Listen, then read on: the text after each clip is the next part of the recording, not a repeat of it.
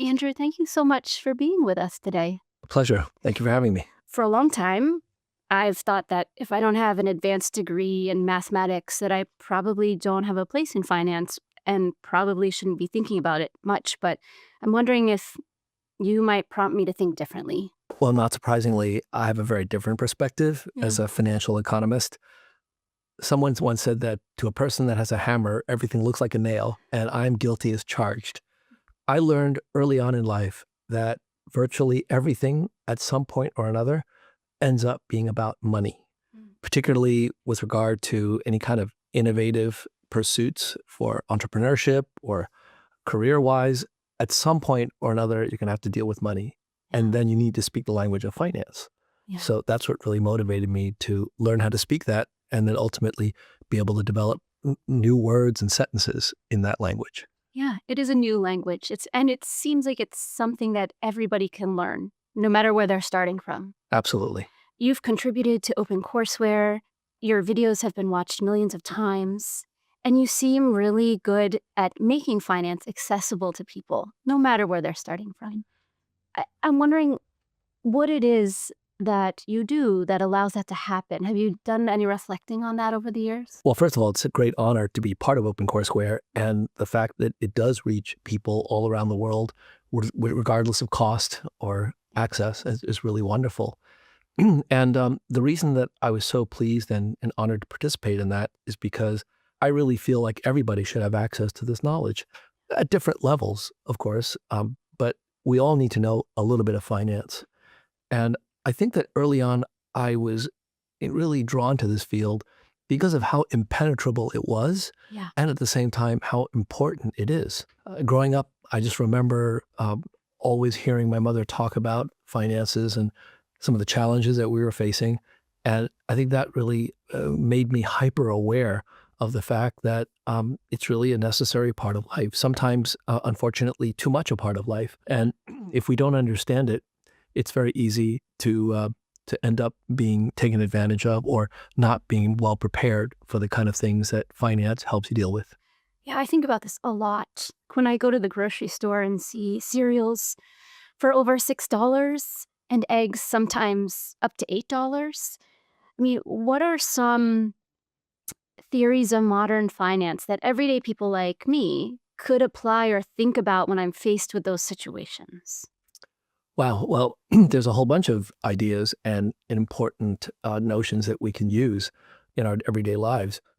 One of the key notions is that there's a trade-off among everything that we do and everything that we purchase.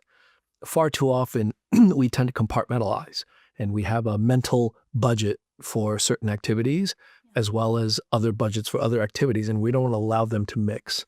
But sometimes, if you can think a little bit more broadly about the fact that we have a given set of resources and we have to allocate them across lots of different activities, and there are interesting financial ways of making those decisions, we can actually come up with better outcomes. One example that I think most people are aware of is borrowing money to buy a home or buy a car. That is basically moving money from the future, our futures, to our present. We're borrowing. And sometimes we need to put money today aside for our kids' college fund or purchasing a car in the future. That's an example of moving money from today to ourselves 2 years from now or 3 years from now. So this notion of being able to move money around and making sure that you don't lose a lot of it in the process is part of the language of finance. And that's something that all of us can benefit from. Yeah, it's so interesting. The idea of having more flexible understanding of your resources and how they might move across categories. Yeah, I mean, I think at the heart of it, it's really all about control. But I think not enough people understand how finance works so that ultimately it ends up ruling their lives as opposed to allowing them to use finance to achieve the kind of goals that they really want. So, Andrew, before the show, we asked you to respond to a question, which we will now reveal the answer to. So the question was, should I, Sarah Hansen, use ChatGPT right now to plan my retirement? What's our answer? Not yet. Okay, please explain. Not yet, because large language models are not yet ready to be able to do delegated financial decision making for us. Mm. Turns out that saving for retirement is one set of activities, Yeah. but then spending while in retirement, that's a whole different set of activities. And Yeah. many of us have become good at saving, but we've been such good savers that we forget that at some point we need to spend. and Right. and we have to spend at the right rate for the right things Right. at the right times. So what my colleagues and I are trying to understand now is not only what those optimal decisions are. I think Mm. we now have a lot of information about that. There's been a lot of research done on that. But the more challenging issue is how do we communicate that to people who don't have any finance background and moreover can't afford to hire the Right. financial advisors that some of the higher net worth individuals have access to. So we're working on an AI solution, an AI financial advisor Mm. that can satisfy the most important criterion of financial advice that regulators impose, which is something called fiduciary duty. A fiduciary is somebody who is appointed to help you further your goals, will look out for your best interests above and beyond their own. And so very often people get a little bit concerned about financial planners and other people in the financial industry because they don't want to be taken advantage of. And there are many good financial planners out there, but not everybody can afford one. So the question is, can you, for those people who can't afford financial planning and for the financial institutions that don't want to spend their resources of financial advice to those who aren't going to generate enough commissions for them, for these people, can we come up with financial advice from an AI platform that satisfies the definition of a fiduciary, some program that you can trust to look out for your best interest? We're not there yet. However, I believe that everybody should use large language models to help them think through retirement issues more seriously. For example, ask ChatGPT, what are the biggest issues that I need to focus on for my retirement? How much time do I have? What kind of ideas and products and services should I make use of? How do I get better financial information? How do I learn more about these problems? All of those things, Yeah. I think ChatGPT can do a pretty good job at, but I wouldn't let it make your decisions for you. Real question for you. I know a lot of times when I put in a prompt that's within my domain of expertise, some of it will be good, but some of it's kind of garbage and not all that accurate. So, as a person who doesn't know finance, how do I know I can trust the answers that are coming back, even about those general type of questions? Well, so that's really why you need to have additional time and effort employed in thinking through these issues, not just by yourself, but with friends and family. Yeah. So we need human support for thinking about how large language models can work either well or in some cases not so well.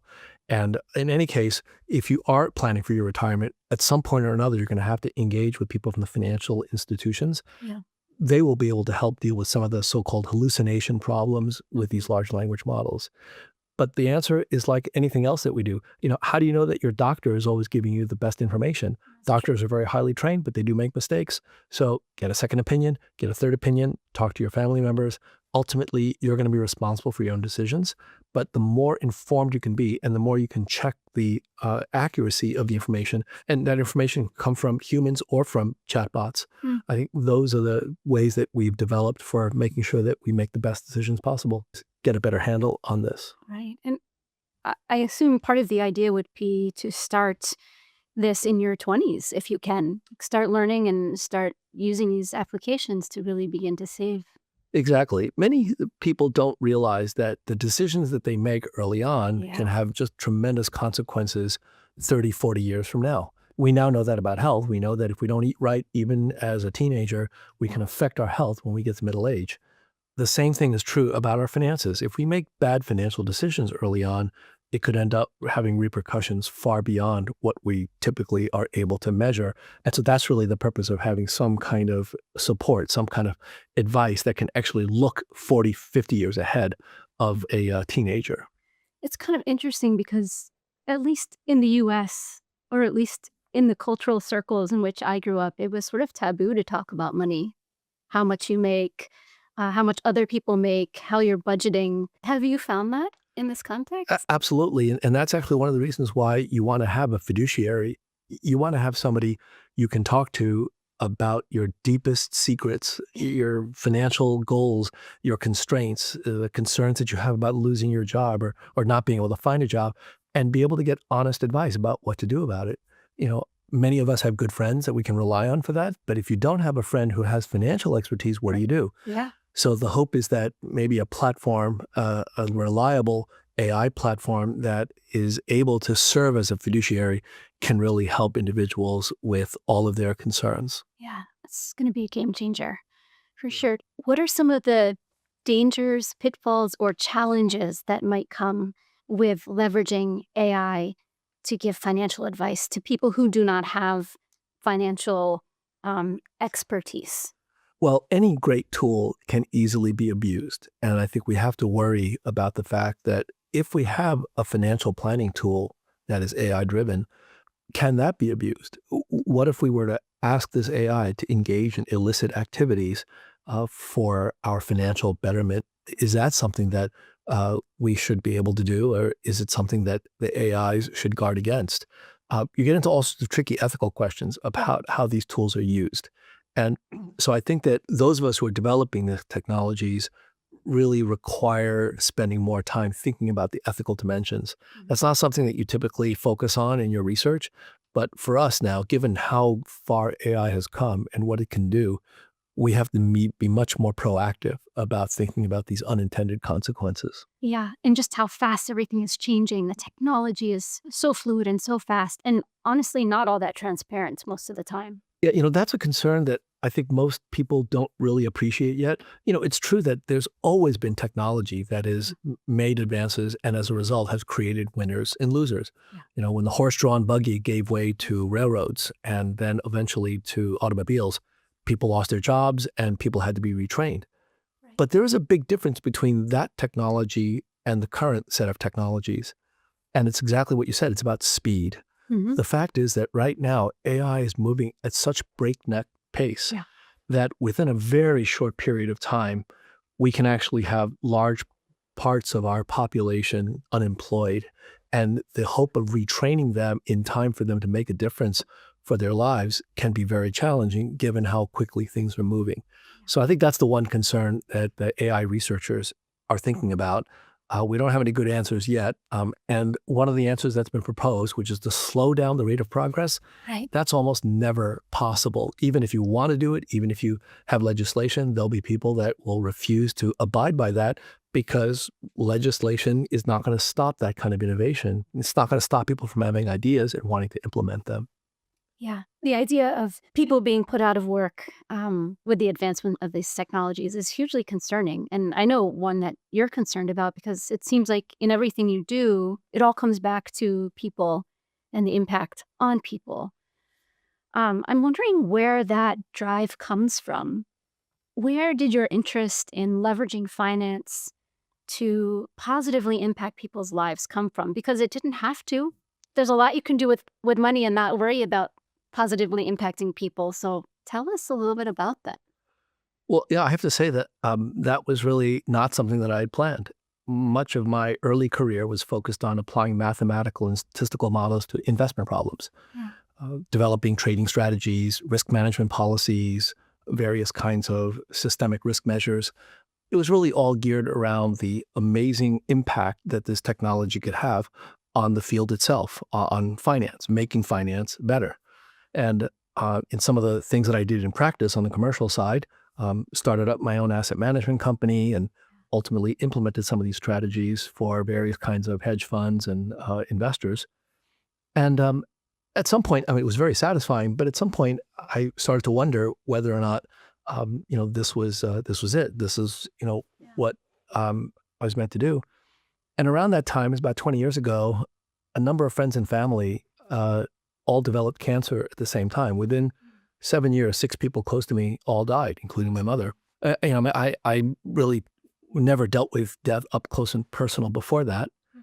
And so it was a big wake-up call. And through that process, realized that uh, finance plays a pretty big role in cancer drug development. Yeah. I was pretty naive at the time. I just thought that if there was a patient in need and there was some great technology that could help that patient, that somehow magically money would just come sprinkling down and Yeah. develop the drug. But when I looked into it and talked to my colleagues here in Cambridge, it became very obvious to me that that was not the case, that there were many examples of good drugs that could help lots of patients that will never, ever see it to market Mm. because there was not enough financing to bring that to the patients. So that's when I started thinking about how finance could play a role in that. And it was actually totally selfish. I wanted to figure out how to help my friends and family and how to get better drugs to them.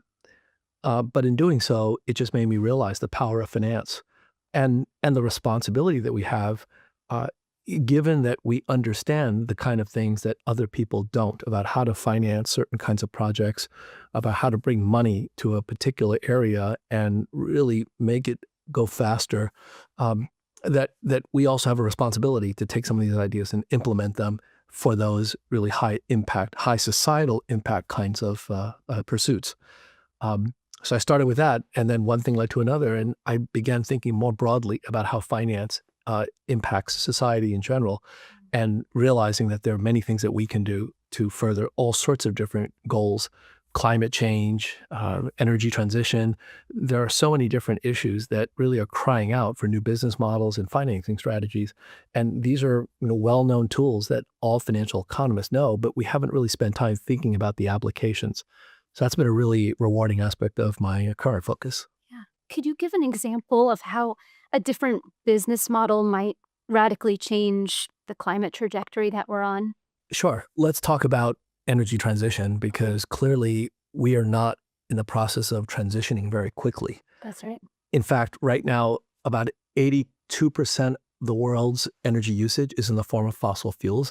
I think that might be down from 83 or 84% Yes. 10 years ago. It's not enough. And we're not making a difference fast enough. A number of people who know a lot more about the issues than I do have said that we're not really right now in the business of transitioning because it's not as if we're declining our usage of energy. If anything, it's growing. Right. So what we need to do is to come up with new sources of energy, energy addition as opposed to energy transition. Oh, that's interesting.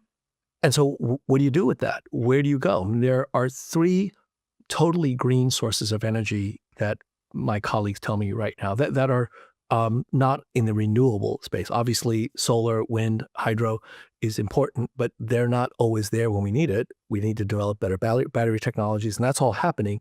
That's good. But again, not enough. So if we want to speed up the process of energy addition, we need new sources of green energy, and there are three. There's nuclear fission, Hmm. nuclear fusion, Hmm. and geothermal. And all of these should be areas that we pursue. And so imagine if we could support all sorts of different investment projects in all three areas and really make a concerted effort to develop these new sources of green energy. Hmm. That's an example of what finance can do, but we need to develop the political will to be able to do that. And even part of that can be hastened by finance, because if you can show that governments can actually save money in the long run by investing in these, if they can get a good rate of return on these investments, they're much more likely to be able to write the checks that we need now. Yeah, it really does all come down to money. Unfortunately, in most cases, that seems to be true.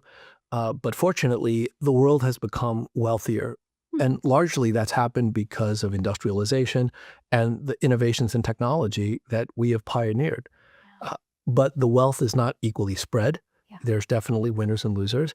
And I would argue that the wealth is not necessarily being allocated in the most efficient way. If we were to change some of that allocation, we could actually get better outcomes for everybody. Nobody has to lose. So it all sounds so logical when you explain it, but then you introduce humans. Talk to me about humans. Human behavior is one of the most interesting and most confounding aspects of what I do in finance, because we can write down all these wonderful equations that predict various kinds of opportunities for financial investments. But at the end of the day, you're talking about people. Yeah. And people can react. Sometimes they can overreact. For example, during the pandemic, the stock market lost something like 30% in a matter of a few days. Wow. And right, if most of your retirement is tied up in the stock market, that was a really big hit. Yeah. So a number of people responded by what? By pulling out their money from the stock market, putting it in cash. That's in and of itself is not necessarily a bad decision.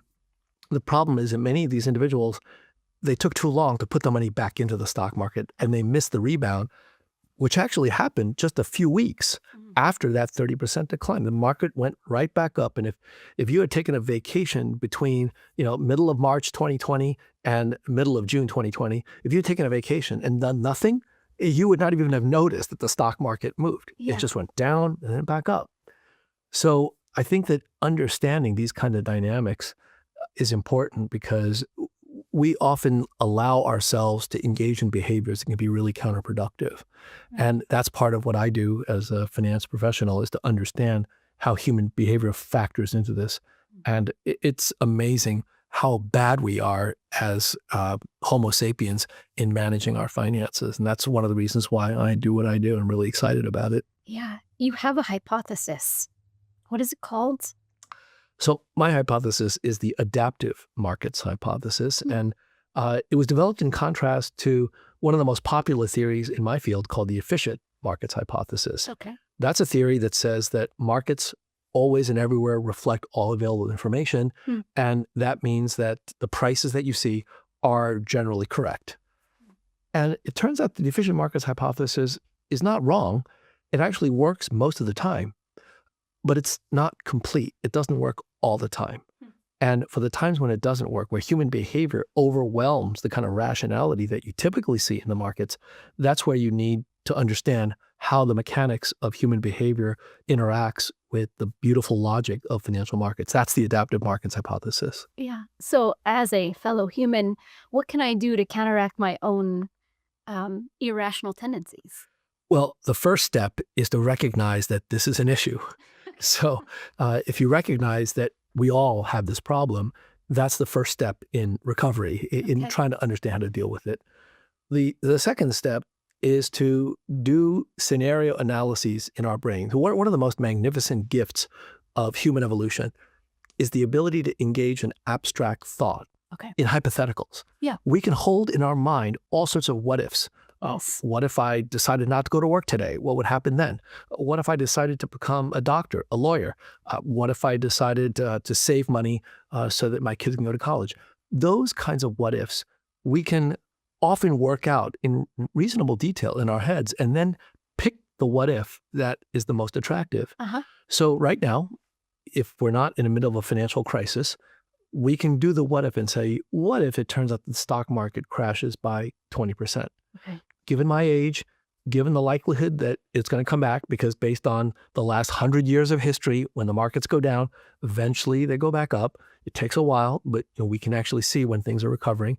What if I decided not to sell out everything? What if I decided to wait and see how things go? What if I were to wait 2 years, 3 years, 5 years? Can I afford to wait?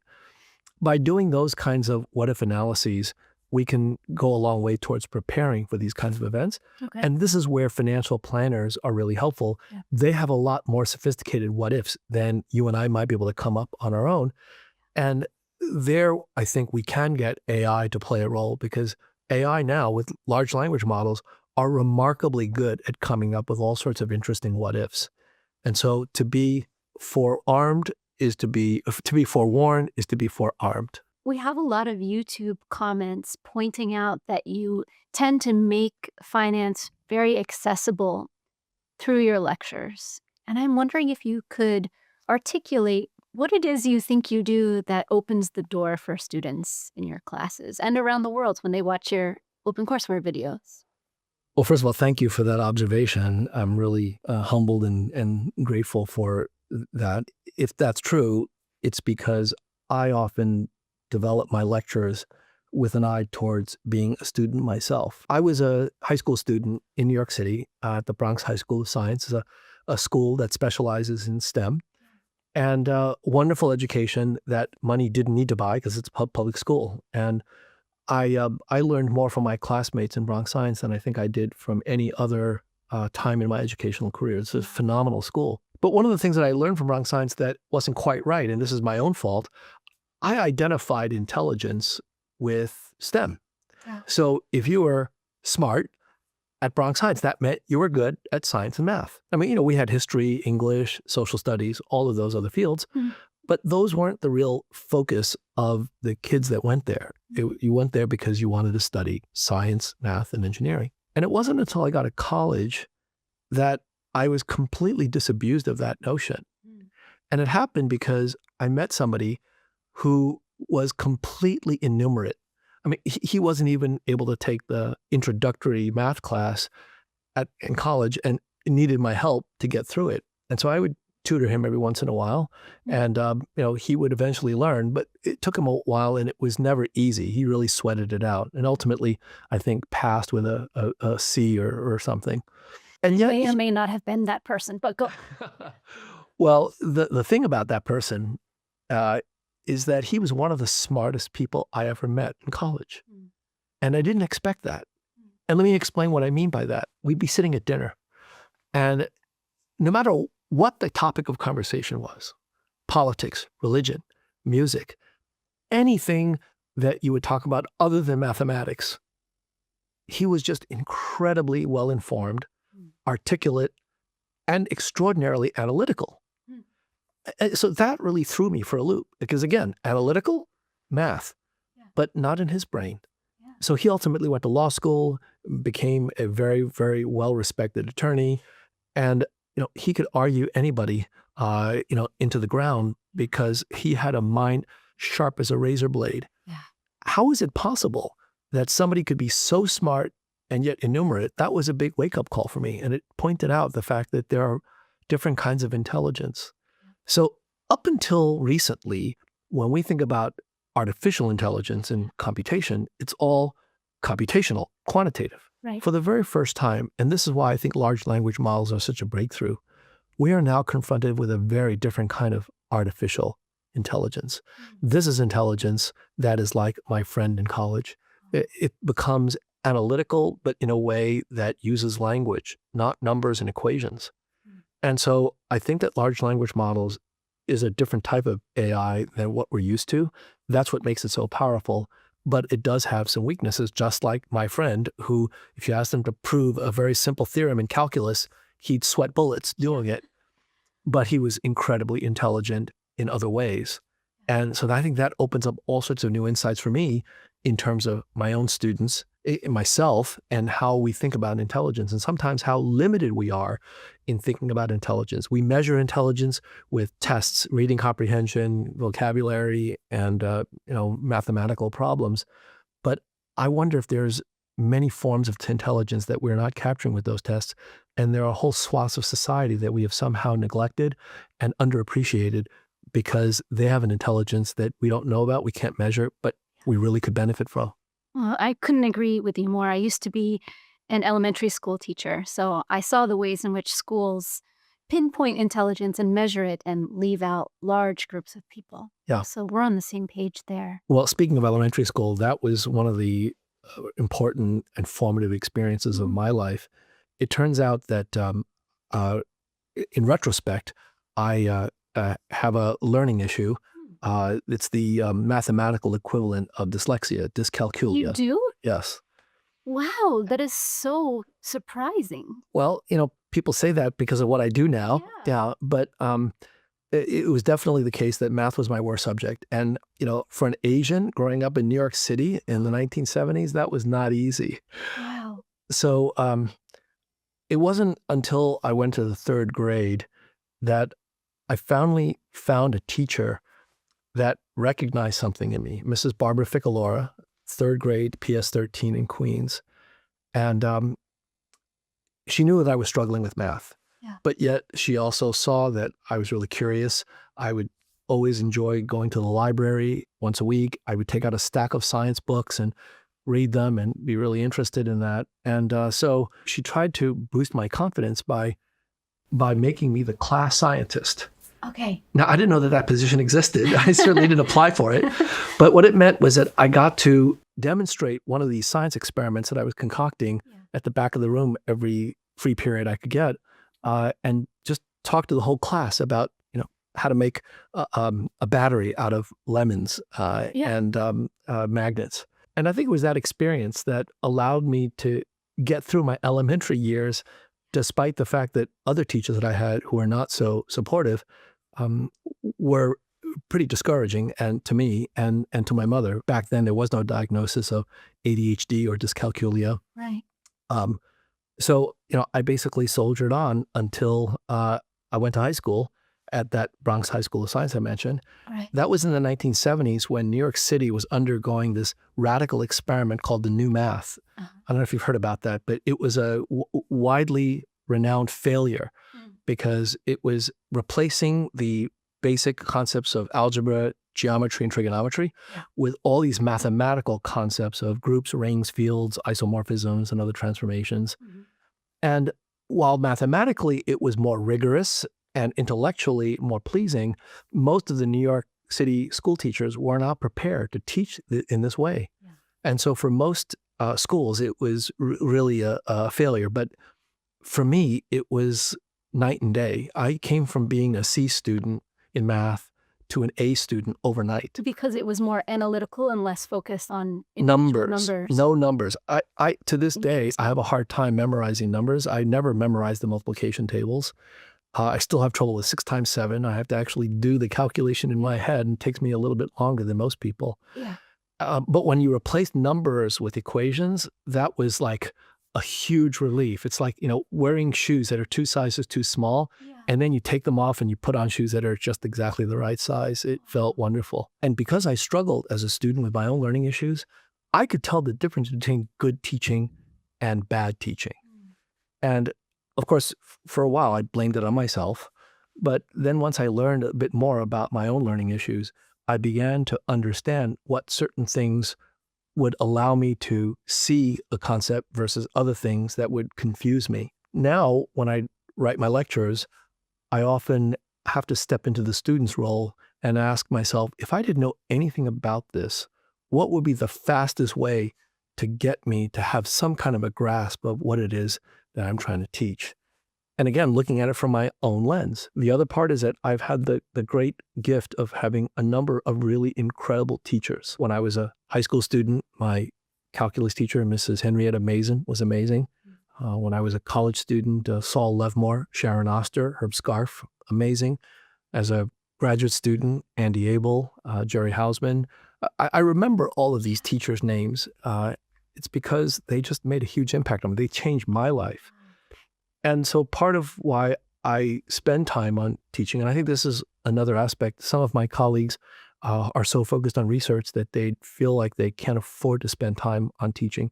But because I remember what it was like as a student when faculty didn't take the time to try to explain something in a way that would be more understandable, I decided to spend the time on working on my lectures. Someone once said that great writing is not writing so that other people can understand. It's writing so that other people cannot possibly misunderstand. Oh, that's a good one. Yeah, that's a very difficult standard to adhere to. But I think that's the same with teaching. Teaching is lecturing so that students cannot possibly misunderstand. And that does take a little bit more time. But, when you are able to land a concept with an audience, there is no better feeling from my perspective. It is, it is like, I don't know, gymnasts, hitting a perfect landing, ice skaters being able to do a triple axel without falling. For me, that is, just an incredible feeling, a rush that I can communicate something that somebody didn't understand. And now their faces light up and I get it now. I mean, and they will forever, from that point, they will forever have that to use and to benefit from. And also one of the things that makes me particularly grateful to OpenCourseWare is that it is the great equalizer. There are so many people that can't learn on a schedule and that have all sorts of issues that don't allow them to excel in a classroom with 30 other kids. And yet they're perfectly intelligent, in some cases super intelligent, but they have these challenges. OpenCourseWare gives them a platform at least to be able to learn at their own pace, to be able to stop the video, to think about it, to start it up again when they're ready. And there's nobody looking over their shoulder seeing how well they're doing relative to their competitors. It changes the learning field and I think gives opportunities that want to be able. So I can't tell you how honored I am to be part of this and to be part of the institution that came up with this platform and basically gave knowledge away to the rest of the world. You brought something with you today. I did. So, when I was asked to come on this program, you asked me to bring a meaningful memento, something small that I can carry. Yeah. And I have to tell you, that was at that was a terrible assignment. It just took me a long time because, what should I bring? Little art objects that my kids made, they're very dear to me. My high school diploma. But I decided to bring the most important reason for where I am today. And this is a picture of my mother. Oh, that's So lovely. I mentioned that, we grew up in New York City. We were a single parent household. She worked one job with overtime, to be able to raise 3 kids by herself. I was the youngest of 3, and instilled in me and my brother and sister a love of learning and the importance of hard work and focusing on the longer game as opposed to short-term issues, Yeah. which was ironic because most of her young life as a mother was focused on trying to make ends meet. I would remember conversations about finance pretty much every single month, and it was tough because we did not grow up with a lot, and she was divorced, and that was a time when it was very difficult to survive as a single woman with 3 kids. Yeah. But she did an amazing job, and so I owe her a lot. So if she was here with us now, what would she say to me about balancing the meet ends meet with the long game? Yeah, well, I don't know that her advice would be something that anybody would or could do because she sacrificed Mm. her career for us. She was a lawyer by training, left China when the Communist Revolution took place, then married someone who was not ideal, an abusive husband. Took a long time for her to see that and get divorced as she did. It was a very messy divorce. And because he was a foreign national and ended up being a diplomat, he was also, the best thing about that marriage was that he was an absentee father because he was abusive when he was around. And so she dedicated her life to her kids and, held a menial secretarial position despite the fact that she was educated in law from China. And ultimately, I think, really put the 3 of us through school so that we could have the careers that we do now. Mm. I don't know that that's the right advice in general for women that are in that position because I think there has to be more of a balance. But for her, it was just really important for her kids to reach the career goals that she set out for us. What's her name? Julia Yao Lo. That's lovely. Thank you. Thank you for being here. I really enjoyed getting to know you, and you've completely changed my perspective on what's possible in terms of my relationship to mathematics and to finance. Good. I am honored to have played that role. Thank you.